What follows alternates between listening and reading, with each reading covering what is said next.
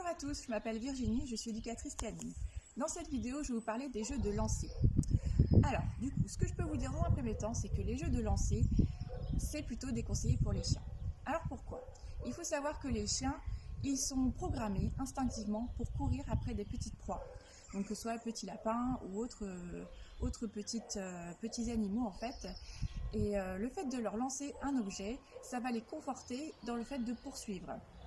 Après, ça peut se retranscrire sur des joggers, des vélos, des chats, sur plein d'autres choses. Et ça va le renforcer dans un comportement négatif. Ceci dit, les chiens aiment énormément jouer à la balle. Donc c'est un peu dommage de mettre cet exercice complètement de côté. Ce qui va être intéressant, c'est d'utiliser ce jeu pour travailler ses autocontrôles.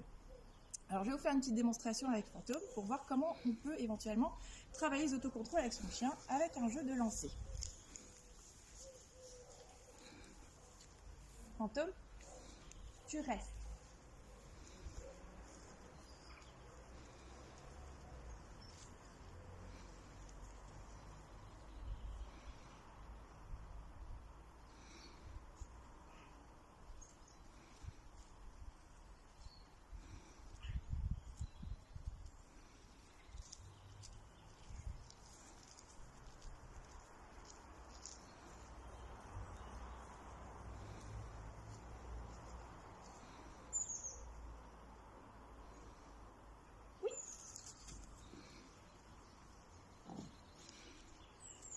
Alors, ça c'est un petit exemple. Comme vous avez pu voir, à un moment, Fantôme, il a voulu partir. Ce que j'ai fait, du coup, j'ai réduit un peu la distance. Je lui ai redonné l'ordre et j'ai un peu réduit la distance. Je me suis un peu moins éloignée.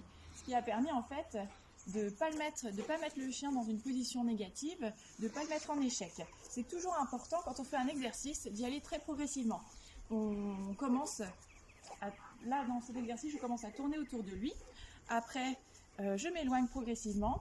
Si je vois qu'en fait il est en échec, je vais réduire ma distance. Et au fur et à mesure que ça va fonctionner, je vais toujours augmenter la distance.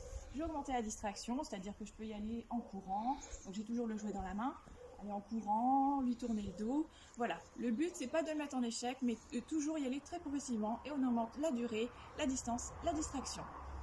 Vous verrez que si vous pratiquez cet exercice très régulièrement avec votre chien, il va très vite comprendre le principe et ça va vraiment lui permettre de travailler ses autocontrôles et il va très vite progresser.